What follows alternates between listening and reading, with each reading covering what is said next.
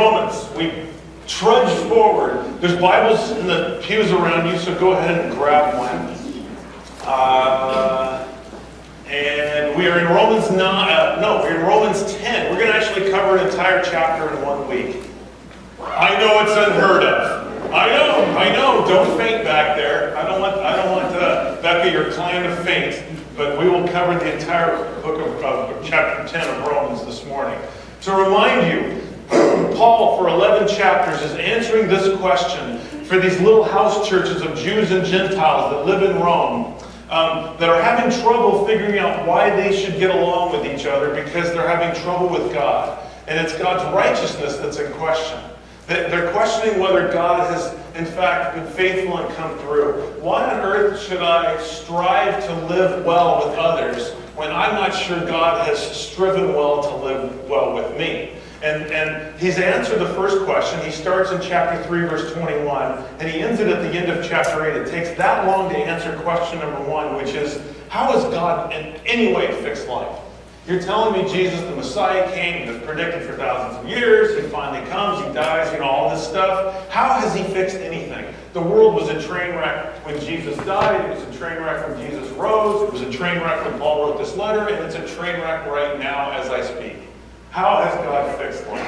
And this is what Paul takes chapter 3 and chapter 8 to answer. If you don't know what that answer is and would like to know, you have a bunch of sermons that you need to go get caught up on the website.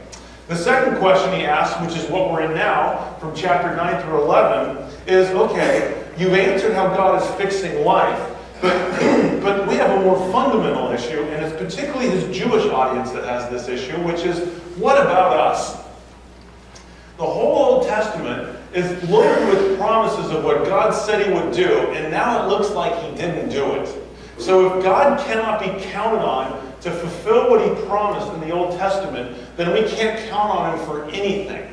And that is a true statement. God promised that he was going to save the world through Abraham, and he was going to work through the Jewish people. And now, the Jewish people in earnest, in mass, are not believing in Messiah. And it remains that way today, by the way. So how has God been faithful in any way to what he promised in the Old Testament if the Jews in general are not believing in God? So what does Paul do? He does what any good Jewish teacher would do. He says, well, let's go back to the original story and let's sweep through the Old Testament. And he does this in chapter 9. He says, let's figure out what God actually promised.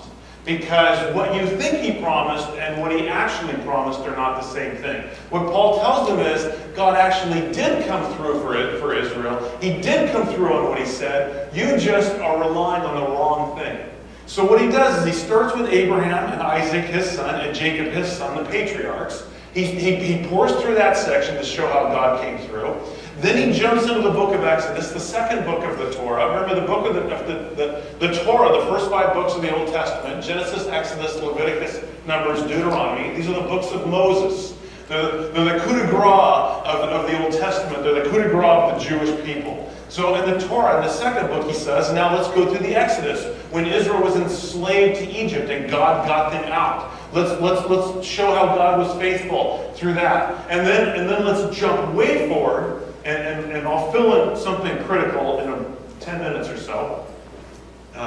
You don't need it right now. And so then he says, now I'm going to go through the exile. I'm going to warn Israel that if they don't follow me, and they didn't, and over and over they didn't, I'm going to allow them to be exiled off their land. They're going to be kicked out, and only a few will come back. And all of that, the patriarchs, the Exodus, the exile, are a figurative example, if you will. They're real, but they're metaphorical for what spiritually has taken place in life. That humanity now is in exile. And Paul now, in our section this morning, will show what it means to come back from exile. What Paul has shown is that God has done exactly what he promised. And what Paul shared to begin this argument, to show, to make several things clear what God has done. He says, first of all, he says, audience, there's an Israel and there's an Israel. Don't confuse the two. There's an Israel of the children of Abraham, meaning ethnic Israel, and then there's a different kind of Israel. And that Israel is what he referred to as the seed of Abraham. It's those that have faith in God and place their faith in Messiah. So you and I remember I was in a Bible study in college. This will describe this. And I'm sitting, and the guy that discipled me for 4 years in college, it was Jewish. He was a messianic believer. Well, that's a stupid comment. Jews are all messianic. He believed that Jesus was the Messiah, and he converted to Christianity as a Jew. And so he had all this Jewish background, which was really cool. And so I was in this Bible study with 2 other Gentile lunkheads and myself, and we were in this Bible study, and we were going through this passage on Romans 9. And right in the middle of it, I said, "Hold it." He said, "What?" I said, "Dude, I'm Jewish." And he goes, "You're what?" I said, "I'm of the seed of Abraham. I had faith in Jesus, and now I'm of a faith child of Abraham." He said, "Exactly." I said, "Where's my yarmulke? I'm Jewish. I need a shoulder covering. I'm like you." And in a sense, I was right. He was ethnically Jewish. There's an Israel, but there's a whole other Israel. It's the people of the covenant that come into relationship with God.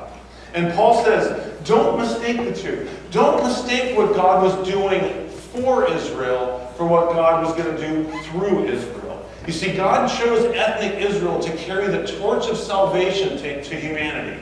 That's what he never promised that he was going to save all of Israel. And that's what they have an issue with. See, they're saying, look, most of the Jews aren't believing in Messiah. Paul says, God never promised he was going to save you. He made his salvation available to you. What God promised was he was going to work through you to save the world. And that's exactly what he's done. In fact, God has done it so far that Israel, ethnic Israel, you have the torch of salvation and you refuse to do it. So what did we have to do? What did the Trinity have to do? We had to birth one of our own through a Jewish woman, Mary, to actually save Israel for Israel. Do you see that? Jesus was birthed into humanity through Mary as a Jewish person to fulfill what God promised to Abraham 1,500 years earlier. So not only has God been faithful to do what he said, he did it himself. He actually fulfilled everything he did. So how is God righteous? Oh my gosh, are you kidding me? He actually fulfilled what Israel refused to fulfill on his own.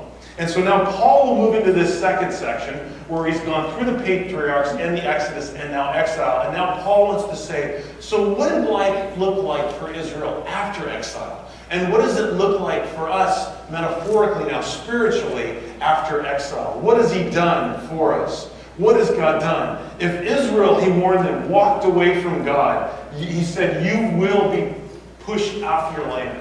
I will kick you out of the land of Israel. And that's exactly what God did to the Babylonians in 586 BC. But he says, after exile, a few of you that have faith in me will return. But Israel in the flesh refused to believe God. They refused and missed how God had come through in this grand story. They stood at Mount Sinai when Moses went up and he came down with the Torah, the first 5 books of the Bible, and all those 600 plus commandments. And Moses handed those to the Israelites and they said, now we have a relationship with God. See, they thought the Torah produced life. Well, now that we have the commandments, all we have to do is just have them and live right. I'll make the focus of myself living right, and I'll have a relationship with God. But the Torah never produced life, and it never promised it would produce life. They missed what God had promised all along. That this commandment, to wake up and do the right thing, was not going to give you life or relationship with God. It was always by breaking in faith. What he wanted to do was drop 600 commandments on the Jews, where they would look at them and they would drop to their knees and say, I can never do this. And he would say, exactly. Now you get the point of Torah. It's to show you how far off as a human you are from me. See, we come to church and we say, give me a bunch of to-dos. Right? And then I give you the to-dos, and you walk out and you fail miserably at them, and you say, boy, that didn't work very well. And then this is exactly what God said to the Torah. It's to show you how much you need to rely on me. That the only way for us to live well is to rely upon God's power to flow through us. Torah was never supposed to do this. and that God's goal was always to bring a family together, Jews and Gentiles. Gentiles meaning everybody not Jewish. All of us together in a covenant family with God. This is the renewed Israel. This is not the Israel on this side, the children of Israel, the ethnic Israel. This is the seed, the children of faith, those that have placed their faith in Messiah. With that as a backdrop, let's begin in our passage in Romans chapter 10. I said 9 for some reason. Romans chapter 10. It's about 3/4 of the way of the writing of the Bible if you're not familiar with your Bible. And we'll begin in verse 1. Brothers, he says, my heart's desire, this is Paul writing again, and prayer to God for them is that they may be saved. Who's the them and the they? Say it out loud. The Jews, ethnic Israel, not the renewed Israel, not the children of faith. He's saying, I'm Jewish. I met Jesus. I gave my life to him. And my life's ambition is for my Jewish brothers and sisters to have the same reaction to Jesus as Messiah. I'm dying for these people to be saved, he says. And remember Paul's goal, and we're going to hear this heavily when we get into January. The Gentiles in these little churches in Rome think, look at how bad off Israel is. Look what's happened to them through the centuries. Look what's happening to them now. They just got kicked out of Rome for the second time in 20 years by Emperor Claudius. And Nero just recently let them back in. God's done with these people. That's what the Gentiles are thinking. And Paul's trying to tell them, oh gosh, no. He is not even close to being done with them. And I need you to realize that so that you share the gospel with them so that they come into belief in Messiah like I have. And so he has to convince them that they need to have the same desire that he does, that they come to faith. But what is the problem, Paul says? Look at verse 2. I bear them witness that they, the ethnic Jews, have a zeal for God, but not according to knowledge. They're incredibly zealous. Go stand at the western wall in Jerusalem for 2 minutes and you will grasp this. In fact, on your way to Israel, probably 2 times, if not 3, a group of men completely prepared with the phylactery on the forehead and the leather strap across the arms are holding service in the back of the plane on the way to Jerusalem at sunrise and midday and at sunset. You're sitting there as a Christian and you think, I am such a schmuck compared to these people. These people define dedication. And what is Paul saying? They're the most zealous people you ever meet, but they're not doing it, he says, according to knowledge. So what are these 2 verses together? Zealous as they are, but the problem is they've missed the story that culminates in Jesus the Messiah. And as a result, they've missed salvation with God. They looked at the commandments that were given to them, the Torah, even though they never promised life and said, this is where we'll get life. We'll do the right thing and we'll earn our way into God's favor. And we'll have favor with God because we possess it. But the problem with the Torah is 2 things. First of all, the commandment just points its finger back at them and us and says, see how far off you are? Paul said, I would have never known coveting unless the Bible told me don't covet. Now I know how often I covet. The second problem with Torah is I'm weak in my flesh. And the commandment sits in front of me and I forget God and I stare at the commandment and I try to do this without God. The commandment, sin gets me to focus all my attention away from God and just stare at doing the right thing without God. And I never pull it off. And as a result, the Torah becomes a stumbling stone to ethnic Israel, just like the Messiah is a stumbling stone to them. Verse 3, for being ignorant of the righteousness that comes from God, for being ignorant of the righteousness that comes from God. We've talked about this a lot. Only God is righteous. Only God is perfectly loyal. Only God follows through 100% of the time on what he says.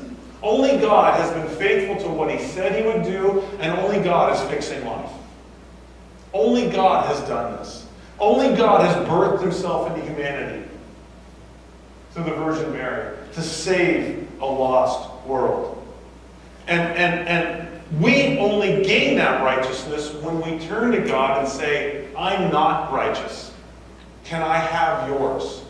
And through the blood of Christ, he literally hands us the bucket of obedience from Jesus and says, now you have the perfection of Jesus. The pressure is off you, Doug. So I stand before the great judge, God, and I'm exonerated. I'm acquitted. The gavel has been placed down. Doug is righteous now because I've placed my faith in God. This is what he's saying. For being ignorant of how righteousness coming from God actually works and seeking to establish their own, remember this is still ethnic Israel, they did not submit to God's righteousness. Israel missed what God did. They missed how God will come through. They were looking in the wrong direction. And then when it didn't look like God came through, they pointed the finger back at God. They never understood that God always wanted a joint family with Jews and Gentiles. They never understood that it was only through faith. It's not by doing the right thing all day long. You will never earn your way into God's graces. It is only when we turn to Him in independence and reliance and faith and brokenness and say, God, I can't do it, where God will say, perfect, I've been waiting for that. I will do it through you. Ethnic Israel never understood that it was Jesus who birthed Himself into humanity that fulfilled what was Israel's job all along, to save humanity. And they never understood that God never promised to save all of them. He promised to make Himself available to them, and it's always been just a small portion of them that have believed in Him. There was a remnant that returned from exile from Babylon, and in Paul's day there was only a remnant of Jews that believed in Messiah. And today, there's only a remnant. That's the reason Chris Kelso is the only Jewish person in our church that I'm aware of. By the way, if you're Jewish and you're here and you believe in Jesus, please tell me so I can say Chris and Susie or Chris and Janie or whatever. I'd love to be able to say two of us. They never understood this. Instead, what did they do? They set out to establish their own. Do you see that? Terrible two words. They set out to establish their own. Linda, my wife, was in this conversation a while back, just a couple years ago, with a person she grew up with.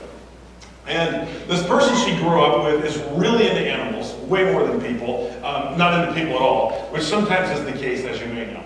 And she'd had probably, I'm going to say, 3 different, freaky spiritual instances that took place in her life.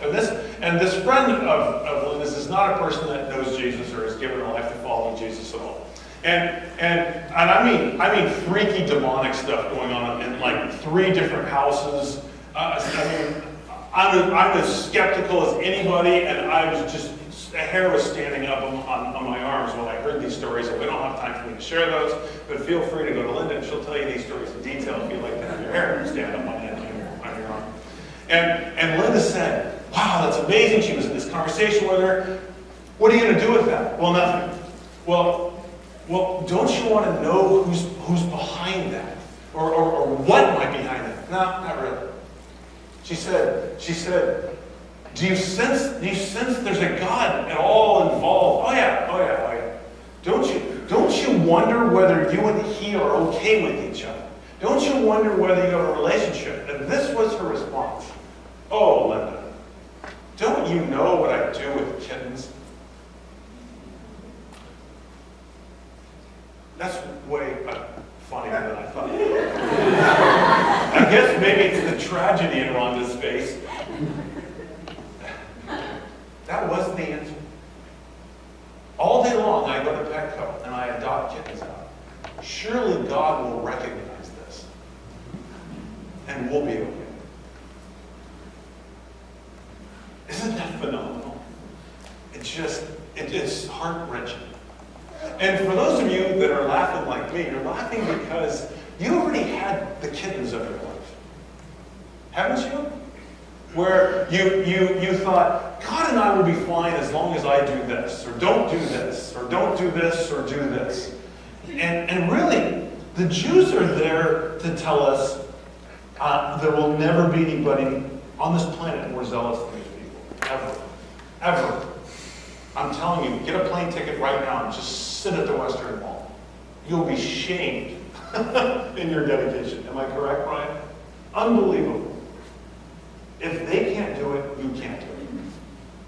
They're just kittens. You're just adopting kittens. Whatever it is you've added to your life to make God somehow happy with you, they're kittens, quite frankly. And they'll just die a day later. Whatever your good work is, this is what ethnic Israel has missed.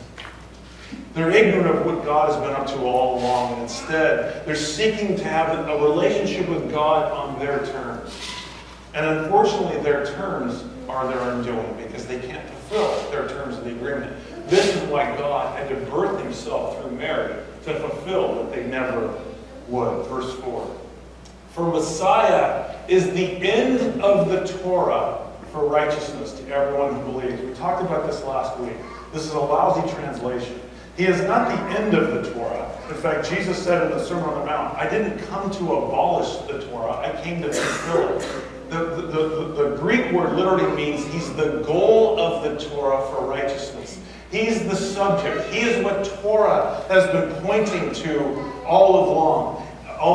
He is what actually the Torah pointed to. The Torah said, see, you can't do it on your own. You're going to need Messiah to save you, to actually give you his righteousness. And he's the one that actually pulled it off and fulfilled it on our behalf. He is the goal of what it was all along. He is the one that hands us his righteousness and makes the status of righteousness available. And remember, chapter 2 and 7 already told us, there's no problem with the Torah. The commandments are perfect. I mean, if you read the 10 commandments, just those 10, they're perfect. They're the words that are uttered by God himself to Moses. The problem isn't the Torah. The problem is that we are so weak in our flesh that the dark force of sin says, Doug, go for it. Go for it. Adopt out kittens. And I say, I can do that. And I forget God on a daily basis, by the way, and I focus on the commandment, and the dark force of sin says, I don't want it. You've now put God aside, and all you're focusing on is what you do, and you'll never do it. Jesus kept on behalf of Israel what Israel never would. Verse 5. For Moses writes about the righteousness that is based on the Torah. Moses says, let me tell you what it's like if you want to base your life on earning your way into God's favor. That the person who does the commandments shall live by them. Do you hear that? See, there's two kinds of righteousness. There's the righteousness that you attempt on your own, and you will have to uphold that into the bargain. Or there's the righteousness that says, God, I can't do it. I give myself in reliance to you. Will you do it on my behalf? And he says, Jesus already has it. You're free. This one ends in exhaustion and failure, where God will look at you and say, you literally just adopted our kids. And there's a pile of what you didn't do. It ends in exhaustion and failure. And I know it because I've tried it. I've tried it as a Christian, which is ridiculous. Or there's the other side where Jesus exonerates us and acquits us and washes us clean and hands us his righteousness. And we wake up every day and we say, thank you, the pressure's off of me. Now, let's go have a great day together. Let's watch for small things where great love will take place, where you'll pass your power literally through my life. For Moses writes about this righteousness that is based on the Torah, that the person who does the commandments shall live by them. But the righteousness based on faith, says, do not say in your heart, who will ascend into heaven? That is to bring Messiah down.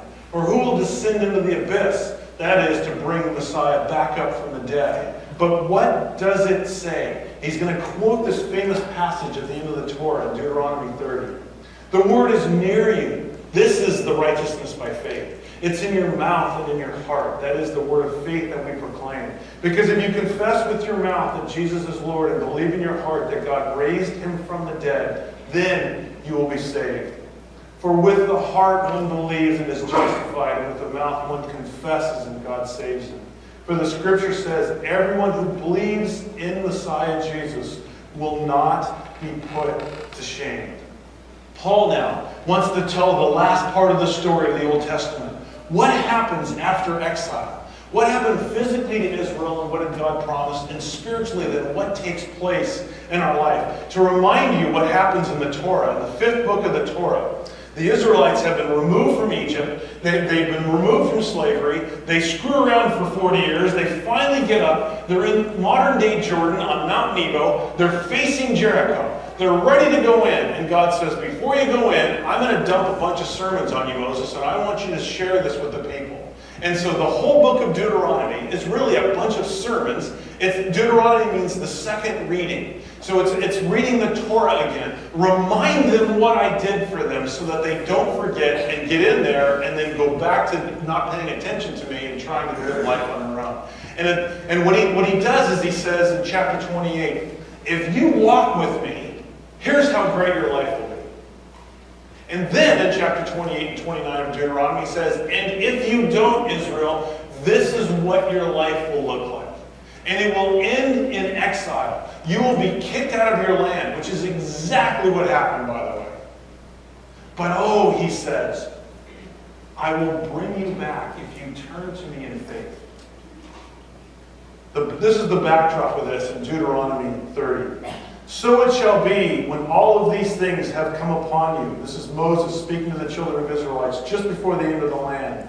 The blessing and the curse, chapter 28 and 29, which I have set before you. And you call them to mind in all nations where the Lord your God has banished you. Meaning when you're sitting in exile, after you've not followed me and I kick you out of your land, and then you realize how you've lived your life without me, and you return, you face me, you place your faith in me to the Lord your God. Moreover, the Lord your God will circumcise your heart and the heart of your descendants to love the Lord your God with all your heart and with all your soul, so that you may live. God says to Israel, if you return to me, I won't circumcise the outside. I'll literally circumcise the inside. I will separate you out as holy people. And in the middle of this sermon, this speech that Moses gives on Mount Nebo, this is what Paul quotes in Deuteronomy 30, verses 11 through 14. For this commandment which I command you today is not too difficult for you. You're going, I've got 600 commandments. That's not the commandment Paul's talking about. That you break before God. This is the commandment. Just realize you can't pull it off. For this commandment which I command you today is not too difficult for you, nor is it out of reach. It's not in heaven that you should say, who will go up to heaven to get it for us, so that we can keep it and observe it. Nor is it beyond the sea that we should say, we'll cross the sea and go get it for us, that we may observe it. But the word is very near you, in your mouth and in your heart now, that you may observe it. The passage that assumes that after exile, not just physical Israel, those of us who have been away from God, those of us who have not been in relationship with Jesus, He will bring us, renewed Israel, back from exile into relationship with Him and give us life. He will give us a new way to actually obey and live well and love well. He's going to actually write His testament on our hearts.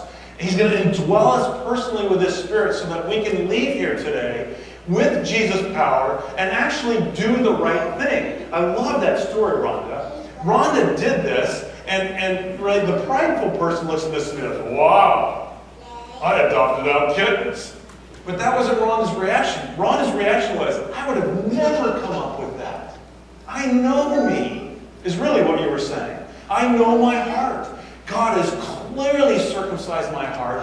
God has empowered me and actually given me a cool idea. All I did was say, I'll get in the car with you. I'll go do this with you. This is how easy it is, or will be, Paul says. You will have a new kind of obedience if you believe on the Lord Jesus, and He'll free you from exile. And it will be a total gift from God. We learned in chapter 8 that when the Spirit of Jesus enters us, when we give our life to Him, He leads you.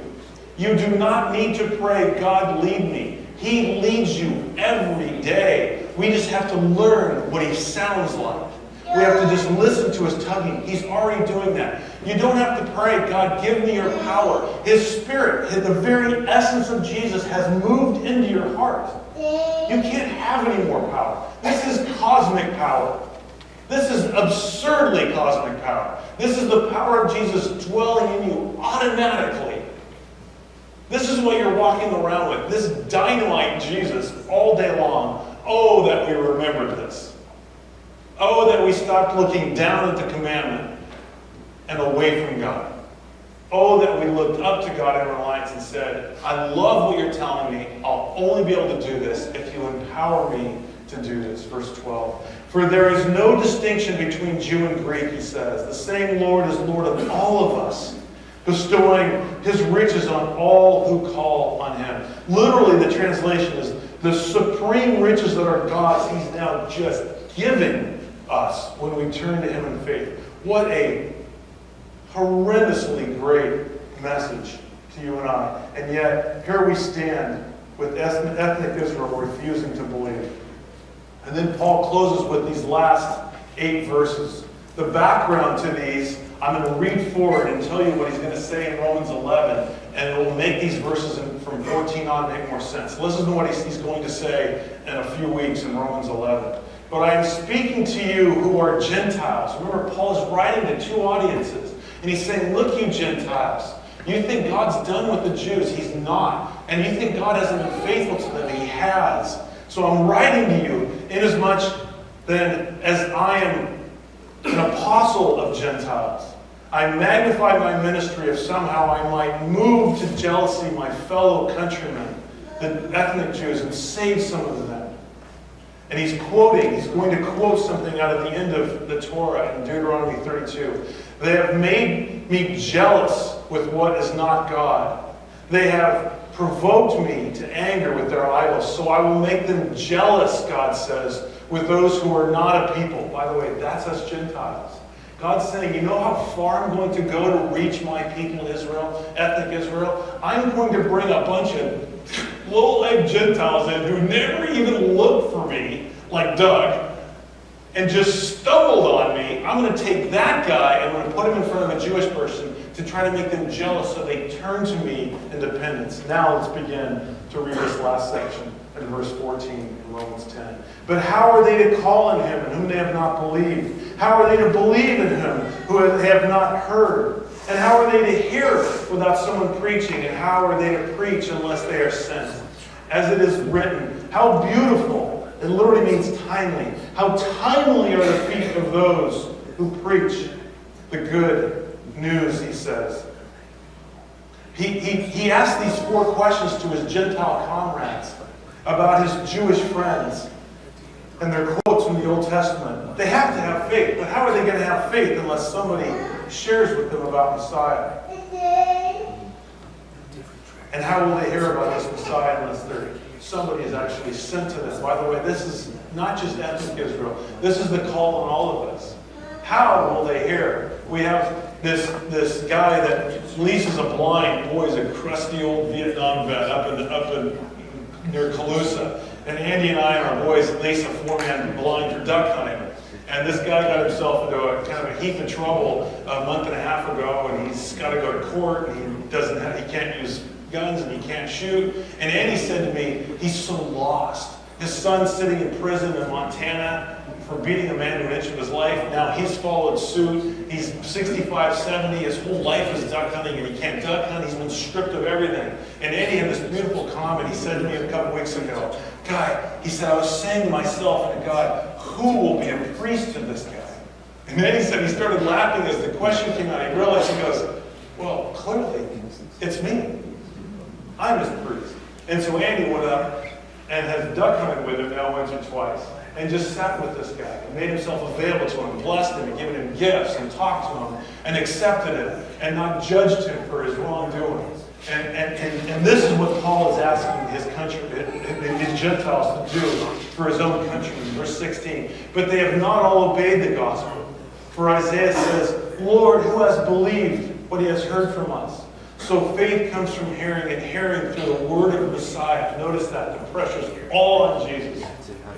When Rhonda went to that gal's house, it was no pressure on Rhonda because the words of Jesus are the ones that will reach this person. We have no pressure.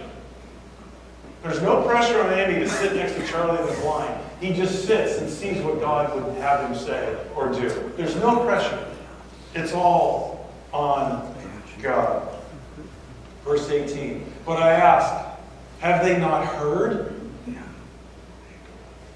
Indeed, he says, ethnic Israel has heard. Their voice has gone out to all the earth, and their words to the ends of the world. But I ask, did Israel not understand? First Moses says, I will make you jealous of those who are not a nation, meaning the Gentiles. With a foolish nation, I will make you angry. Then Isaiah is so bold as to say, I have been found by those who never sought me. I have shown myself to those who didn't even ask for me.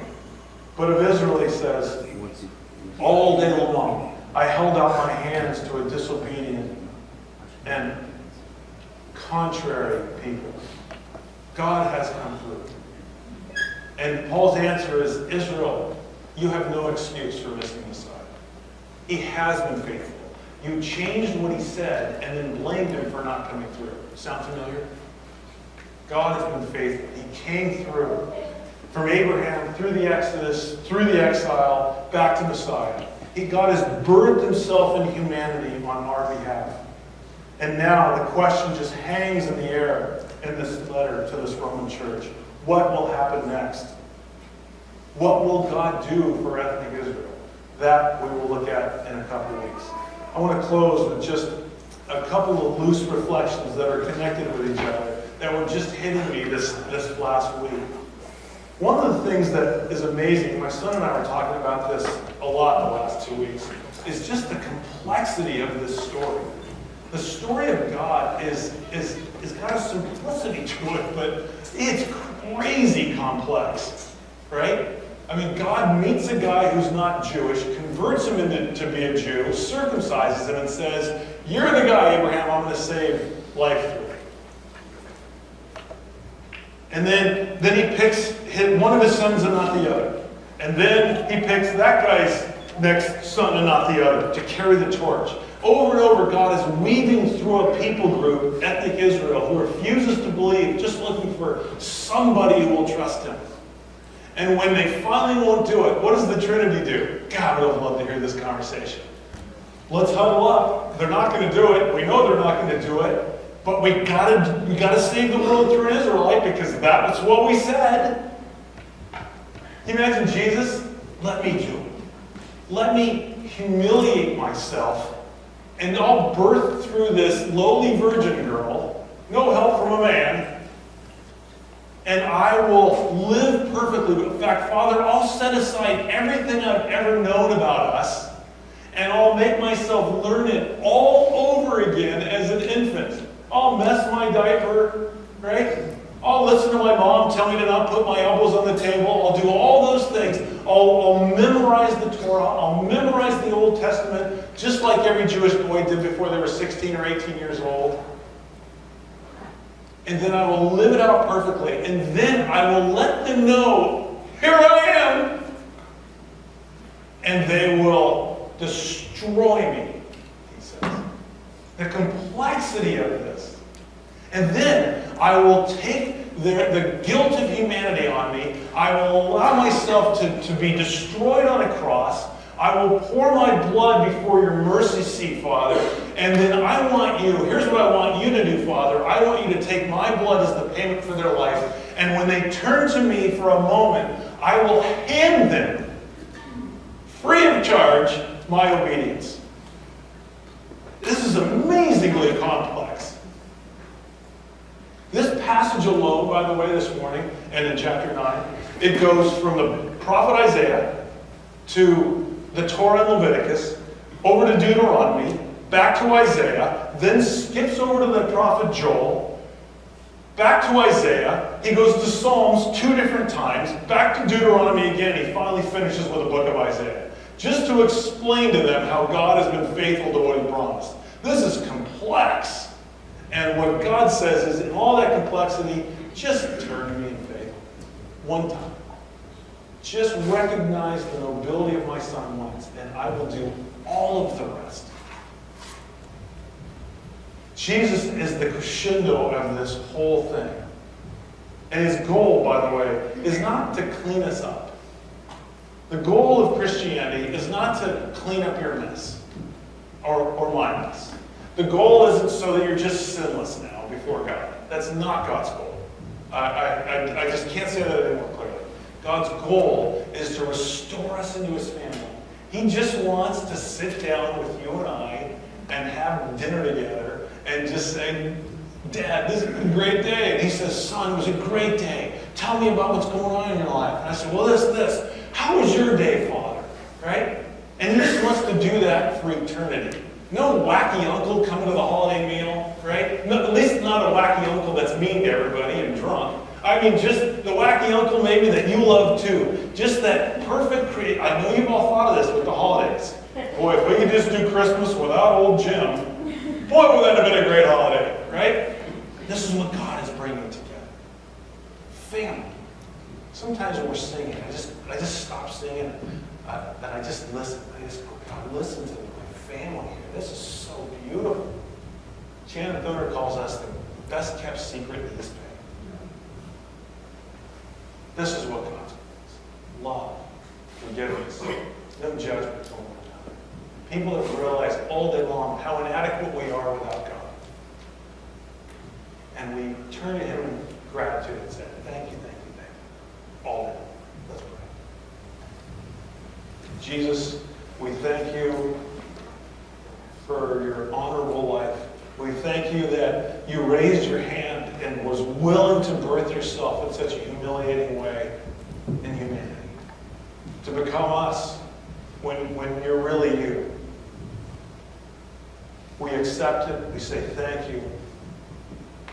And may you guard our hearts from ever thinking life comes from just doing something. That life only comes from the living water of Jesus. And through that, we will live exceptional lives. We pray this in Jesus' name.